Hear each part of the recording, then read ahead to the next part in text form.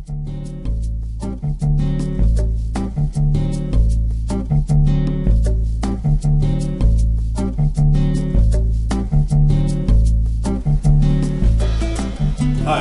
my name is David Peronin. I am the Director of Student Services for the DeForest Area School District. With me, I have Lisa Hamey and Lisa Ladson, Education and Behavior Consultants with Imagine a Child's Capacity. Today, we are going to talk about functional behavioral assessments and behavior support plans. So, what is a functional behavioral assessment? So a functional behavioral assessment is a systematic process that can help fill in the missing components when we are trying to understand a student's behavior and the reason they engage in it. Specifically, FBAs really help us to identify the purpose or function of a student's behavior and the factors that influence the behavior.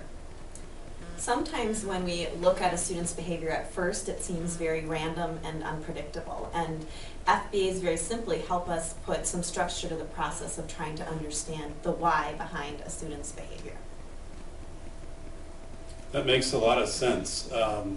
Why else would we do a functional behavioral analysis? Why do it? We like to say that behavior doesn't occur in a vacuum. So sometimes when we look at a student's behavior, we might think that it's all coming from them internally. But when we look at the big picture, we find out that there are multiple factors that will contribute to why a student engages in a specific behavior. And the likelihood that if we don't consider that big picture, that a behavior will decrease or that will have any impact with interventions or even maximum impact with interventions is minimal if we don't truly understand the function behind the behavior the student is engaging in.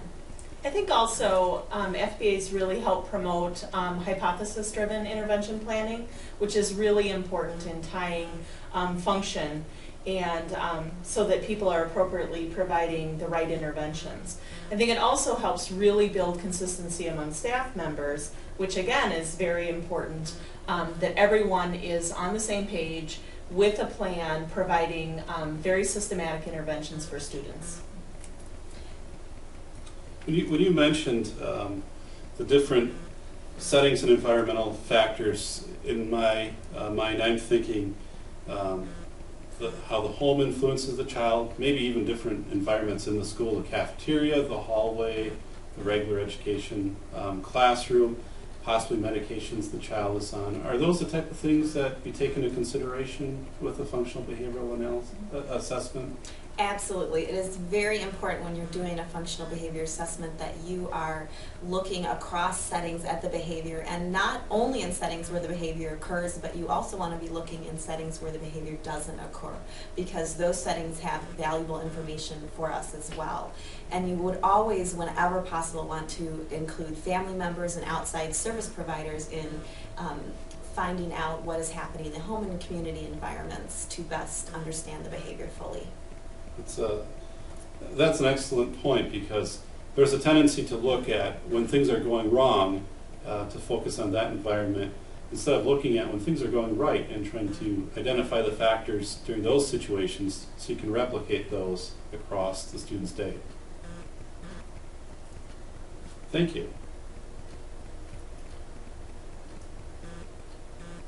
So why do we decide to do it? What's the value in that?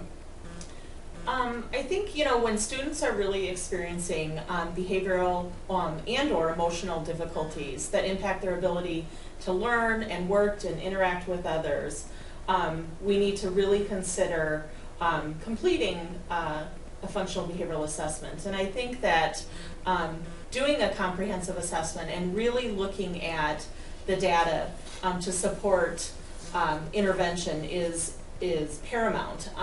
When you just start implementing strategies without doing a comprehensive assessment and making sure that you have a good idea of what the function is, sometimes that people kind of blindly try strategies or implement procedures that they know, and if it's not tied to a function, you can waste a lot of time with efforts, and typically the outcomes aren't very positive. And so spending time up front doing a comprehensive assessment when students are experiencing difficulties can really save time. It's more cost effective, and I think teachers and personnel overall are much more effective and do much better with a good solid plan in place. That's a really good point, Lisa, that a lot of times when we suggest an FBA to a teacher or a school district, they might be concerned about the amount of time that it takes to complete an FBA. And our perspective is just what Lisa described, that if you don't take the time up front to complete an FBA, you're going to be spending a lot of time trying interventions that may or may not work. And in the end, you may end up needing to do an FBA anyway, and instead have spent a lot of time trying things that weren't tied to a function. So when you're talking about an FBA, is that one teacher conducting the FBA start to finish, or is that a team approach? What is your thought? That's a great question, David. I would say traditionally the FBA process tends to get kind of put on one person, but what we advocate for is a team approach, especially when you're doing internal FBAs within your school district. It just is very difficult to have one person responsible for that whole process unless perhaps your district has a behavior consultant internally, and then you might see that person kind of lead the process and take over for the majority. But when we're talking about kind of your traditional school teams, we find that having the general education teacher, the special education teacher, specialists, psychologists, having that whole team of people on board is very important, because the more people we have involved, the more comprehensive our assessment can be. And I would assume that prevents burnout from one staff member being consumed with data, and then also having to maybe leave the caseload and students that they serve to engage in that functional behavioral assessment. You've mentioned, Lisa, a few times the word function of behavior. Can you explain that? When we talk about function, we really want to tie why is a student exhibiting a behavior, and I think it's our bias that students exhibit behavior, that it's a solution for something that they're not getting, or that is too hard, or depending on the environment, it's really a solution for them when we look at the behavior. And so when we analyze why a student is doing a particular behavior or why they're exhibiting that in the environment, we go through a process of looking at possible functions. So is it attention? Is it that they're trying to avoid a certain situation? But once we know the why behind it, or the function of the behavior, then we can directly tie interventions that support either skills that need to be taught, or accommodations that need to be made, environmental changes, to really support the student according to what the true function of that behavior is. And I can't say enough that when you do that blindly, you oftentimes really miss the supports that can be most effective, and end up not wasting time, but what the word is I'm looking for, doing a lot of extra work that may not be necessary to support that student and benefit that student. So a thorough functional behavioral assessment in the end can save a lot of time, and it sounds like it can also keep the student in the least restrictive environment as possible. Absolutely. I'd like to jump back to your question about when we decide to do FBAs, David, and a friend and colleague of ours, Kate McGinnity, developed something called the Rule of Three, and it really is, we believe, a very helpful guideline to help us decide when to do an FBA, because we all know that almost all students have some sort of challenging behavior that as teachers and adults we would prefer that they change. So if we just say we have to do FBAs when there's a challenging behavior present, we could end up doing one for probably 70% of students, which isn't what we want to be doing. So the rule of 3 is a nice guideline for staff to look at and go through. It's kind of a checkpoint. So I'll let you know what those 3 checkpoints are. First, we want to think about, is the behavior physically or emotionally harmful to the individual themselves or to other people around them? So pretty simple question. You want to ask yourself yes or no. The second question is, does the behavior impede progress, learning, or growth of the individual or those around them? So if you're looking at a behavior that's occurring in the general education classroom, for this one you're going to be wanting to look at the other students, and if the student is engaging in that behavior, are the other students able to learn? If the answer is no, then we would want to proceed with an FBA. But if in fact all the other students are, let's say a student's tapping their pencil and a teacher finds that, kind of aggravating, or, they're concerned that that's affecting all their students. So we might be able to do an observation and look at, well, are the other students attending to that pencil tapping? Or how many other students are tapping their pencils in addition to that student? So we want to be looking at that whole classroom environment around learning and see if the behavior is affecting that. And then lastly, we want to look at whether or not the behavior is affecting the individual's ability to establish and maintain social relationships. So sometimes we might get a no to is the behavior harmful to the individuals or others. One of my favorite examples of this is actually students who maybe swear. I knew a first grade student once who swore quite a bit. And so we went through the rule of 3 to try to decide whether or not we needed to do an FBA for this behavior. So the first question was it harmful to the individual or others? And it wasn't harmful per se. Then when we looked at the behavior impeding learning or growth of the individual or those around them, well, the classroom teacher had done a great job desensitizing the class. And so he would, swear and nobody would attend to it. So the answer to that was no as well. But when we looked at whether or not the behavior was impeding his ability to have relationships and have friends, that's where we saw it having an impact. Because some of the things he said kind of scared other kids or bothered other kids. And we found that they were kind of afraid to approach him. And so the answer to that was yes. So we decided to proceed with an FBA. So just to be clear on that process, if the answer is yes to any of those 3 questions, then you can go ahead and proceed with an FBA. If the answer is no to all 3, then you really want to be thinking about why you're needing to change that behavior. And there may be instances where you still need to do some interventions or support around that behavior, but whenever we're trying to change somebody's behavior, we want to be thinking about ethically whether or not there's a really sound reason for doing so. I appreciate that you shared the rule of 3. That's something I wasn't necessarily familiar with before, and I think it does focus the discussion in on the ethical points which you noted, and it's warranted to consider that functional behavioral assessment or not. So I can definitely see that being very clear for staff to have those as leading points in that discussion. So we've talked about functional behavioral assessment. What are the kind of the nuts and bolts to put that together? Well, I think when we're talking about the nuts and bolts, we really look at several different areas. We look at, procedural items, who may be involved in the data collection, where are we going to get the data, who are the sources that are going to be doing that. Also, the methods of data collection.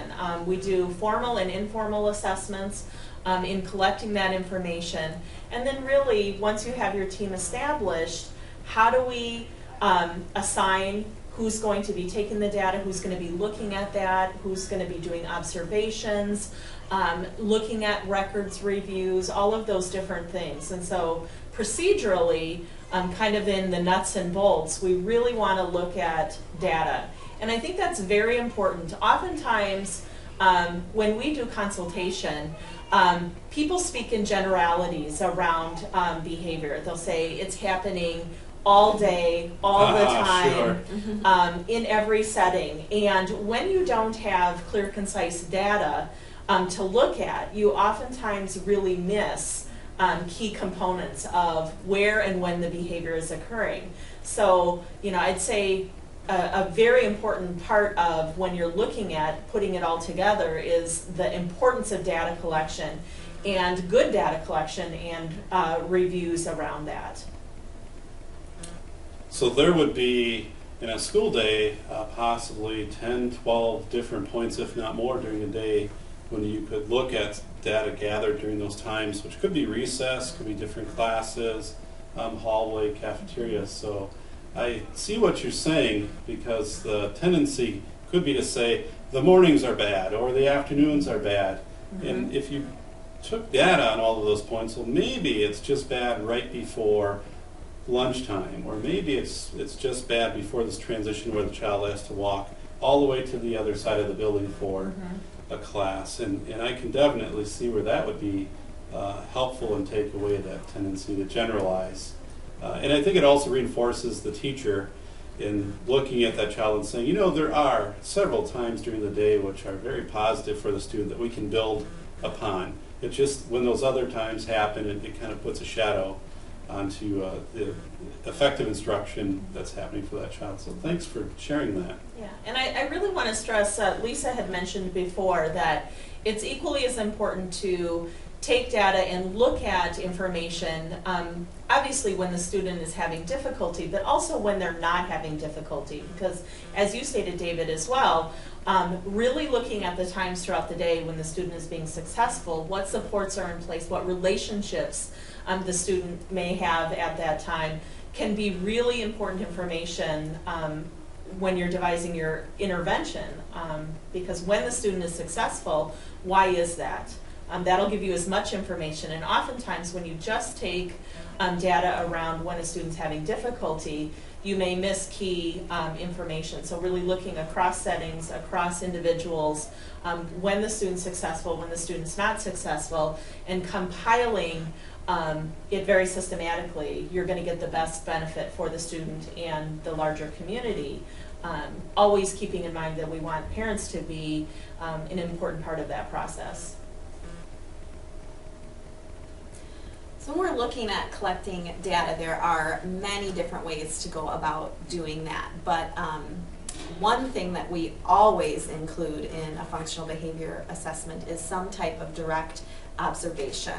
So, and by direct observation, that means that there is an outside observer, so somebody who's not working directly with the student at the time. It can be somebody who's on the student's team, but it's not the paraprofessional working with the student or the teacher working with the student at the time. It needs to be somebody who is able to sit back and observe and kind of analyze the setting.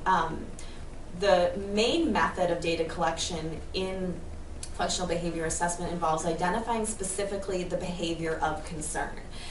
We need to create a very clear definition of what behavior we are trying to collect data on. And the importance of that is that if you have multiple observers, one observer may define a behavior one way and another observer may define it a different way. So for example, if the behavior we're defining is hitting or striking another person, if I go like this to you, is that considered a hit or not?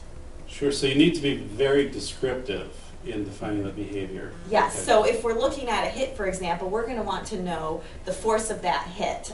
Does it cause you to move in space? Is it with a closed or an opened hand? So we really want to be specific about that, because if we're not, then our data can be skewed because one observer is charting behaviors in one way and then your next observer is charting it differently. And so you will possibly get inaccurate data in a setting. So it might show that in one setting the behavior is happening more often than the other, and it could really have more to do with the definition of the behavior than the setting.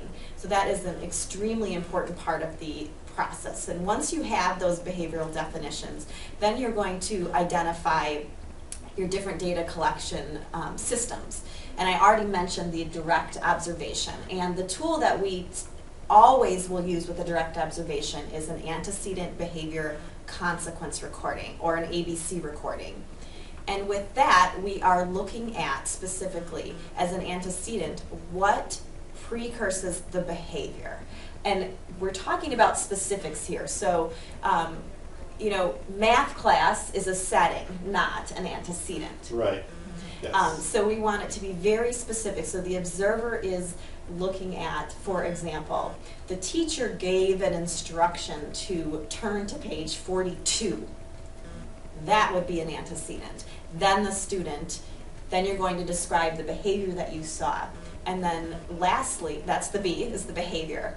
And then lastly is the consequence. And sometimes people get confused about what a consequence is. And in this sense, a consequence is simply whatever happened following the behavior. So it may be that there was no maybe there was no redirection from a teacher and there was no peer attention. So there might be, ignored might be a consequence, or redirection might be a consequence, or if the student held up their math book on top of their head when what teacher gave the direction and other students laughed, that would be included in your consequence. So it's really important that we understand a consequence isn't a punishment, because a lot of times when people are taking ABC recording, they might think, oh, well, I have to insert a consequence. And so then they start inserting interventions when we're just in the observational phase.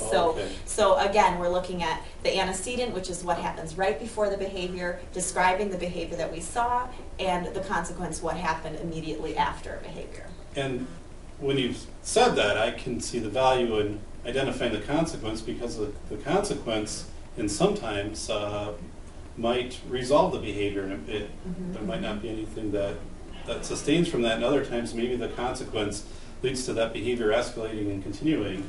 So this is very good, because I think the tendency is to stop at behavior and then go to kind of what the implemented strategy is, and to overlook consequence. So I appreciate you bringing that point up. And then after we have all that data, David, that's when we get to tie into the function. So just as you were just saying, we can't stop at the behavior. It's looking at those possible triggers for the behavior and the consequences that might be maintaining a behavior, that we get to that function. So if we do have that student who's putting his math book on his head and tossing spitballs up in the air, and we have lots of peer attention to that, we might hypothesize that that might be why the student is engaging in the behavior. Maybe they don't have a different way to get attention from their peers, and so kind of acting out in that way is the easiest way for them to get peer approval and peer attention. And that will then lead us to an intervention that would include teaching that student some alternate ways to gain peer attention. I think along with doing nice ABC data collection, we also want to look at other types of data collection methods that might be appropriate depending on the behavior. And so other types of collection methods we may look at are frequency or event recording. We may do interval recording to see how much time occurs between the behaviors. Time sampling, kind of overall in a period of time, how often does that behavior occur?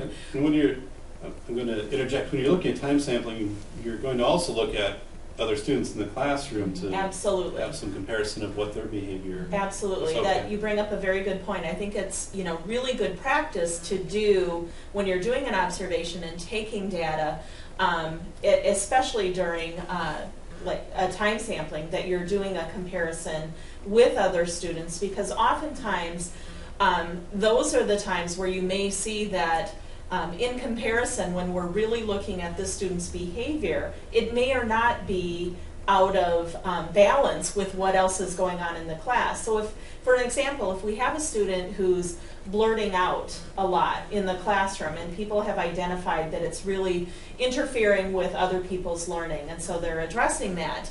But when you're doing a time sampling across settings, you're finding that in particular classes that may be acceptable for some teachers, that when they're doing discussion, they're encouraging, and so students may not be able to decipher when it's okay, when it's not, or kind of really looking at all of those types of things. And if there's 5 or 6 other students that are exhibiting the same behavior, and that's okay, it can often send mixed messages. So it gives staff a lot of information past just what you're collecting for that one student that can be really valuable. And then teams may need to reassess, again, is this really something that we need to be looking at, or do we need to specifically then teach the student, you know, in particular classroom, what expectations are from teachers? And so it can give you a lot of expanded information across settings. And there are several other types of data collection methods, such as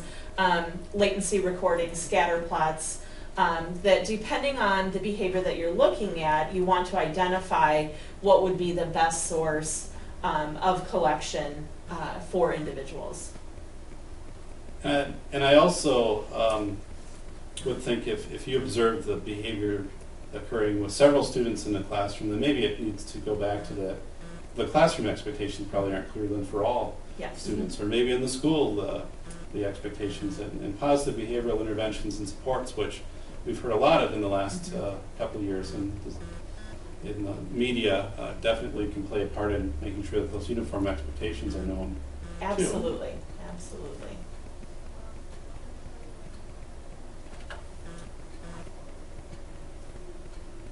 So you mentioned direct assessment, and then you mentioned indirect assessment. Can you share more about indirect assessment? Sure. There's a couple of different types of things that we may do from an indirect perspective. I think reviewing records, comprehensive records for a student over time can give you a lot of information. Oftentimes what happens when we do look at records is that we see either a lot of previous interventions that aren't in place now, so that'll give us clues to things that were really working for the student in the past that may or not be being implemented now. It can give you history on the student, any, as you said before, medical conditions or medications that may be impacting.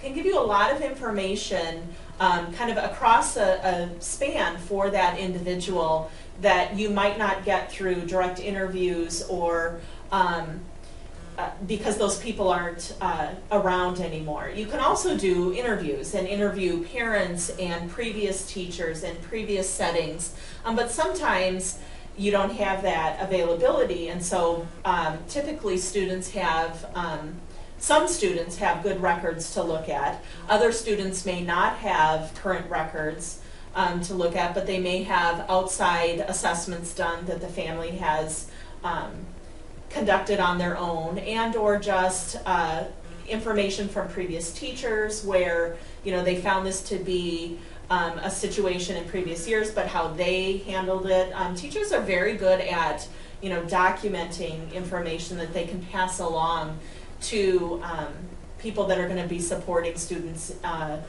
in the future. And so there can be a lot of information that you can review and get information from, pull information from. One of the important people to try to include in the process whenever possible is actually the student themselves. Oh, yes. So to whatever extent possible, talking to the student about the behavior a little bit, or things they like about school, things they don't like about school, asking them questions, you know, who's your favorite teacher, who's your least favorite teacher, and why, finding out their perspective. Sometimes a student can tell you exactly why they engage in a behavior, and once you have that information, you can help them find a different response. So we don't want to forget that piece, and you can really find different ways to include students who have a variety of functioning levels in the process.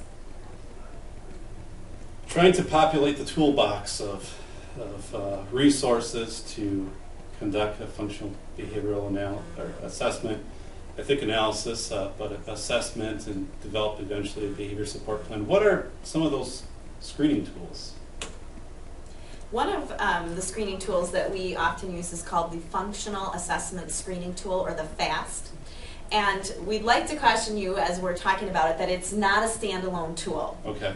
So it consists of about 20 questions, and the questions fall into 4 different categories of function. I believe it's attention, social attention, escape, sensory needs, and Escape. I already said escape. And escape. And escape. So, okay. So attention, escape, sensory, Access. access. Okay. I'll That's read why you it's that good to part. have a team when you're conducting the assessment. So the FAST includes about 20 questions, and the questions fall into those 4 categories. And the categories are escape, attention, access, and then sensory needs. So by interviewing staff who work closely with the student or parents, by interviewing them with that screening tool, you can get an idea of what the function is. And the reason that we use these tools is sometimes you need to get information about a behavior very quickly. And the screening tools can help us do that. However, as I said at the beginning, it's not something that you want to use standalone, because you're not going to get information about the specific triggers. You might get a broad idea of where the function is and how it's working for the student, but you still need to go in and do those direct observations so that you can find out kind of the specific triggers and the specific consequences that are maintaining the behavior. However, they can be very helpful to help focus people, to help guide us in the right direction, and to serve as kind of a checkpoint for our own assessment. So when we are doing our direct observations and we might hypothesize a function, if we also have these tools alongside of that, it can help us look at consistency. Another tool is the motivation assessment scale, and that tool is very similar to the FAST. The difference between the two is that the FAST is a yes or no answer, and so there's no in between. The rater needs to answer yes or no. Okay. Whereas the motivation assessment scale has a Likert scale, and so you can, it ranges from none of the time to all of the time and some of the time, most of the time. So it allows you a little bit more leeway if some of those questions don't have a yes or no answer. Some other screening tools that we like to use, or that often may be seen in schools, are the Behavior Assessment System for Children, or the BASC, which has a parent component and a teacher component. And I know that it's a definite preferred tool for psychologists, and we see that quite frequently in school systems.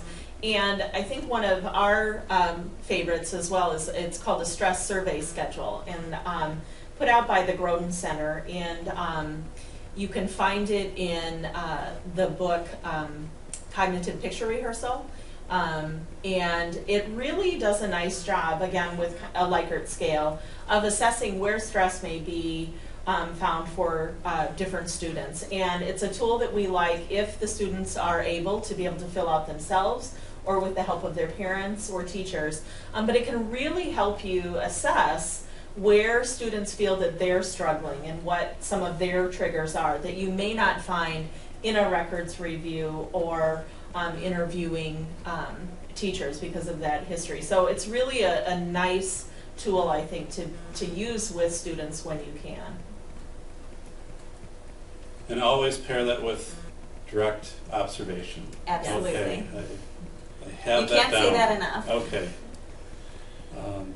Now, I heard you use the word hypothesis before, and I kind of pull back a little bit because it seems like a little bit of a scary term, but it's not really. Tell us about hypothesis and what that involves.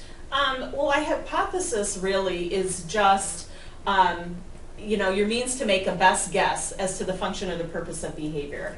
And so after you collect all of your information, you have your direct assessments, your informal assessments, interviewing, some of those formalized tools, screening tools that we were talking about. You take all of that information and really compile it and make your best guess as to what the function of the behavior is. And that's, truly what your hypothesis is. And it's absolutely a key. By, developing those hypotheses, you can then, it leads to really good intervention that supports the student in the areas that they're most needing support. So, for example, if you have a student that you've looked at and the compiled data, that attention is really, seems to be the most important, or, has the highest rate of probability, you would directly tie your interventions proactively to support that student around meaningful attention. And it's not to say that for each student you're only going to have one function, because a lot of students have multiple functions.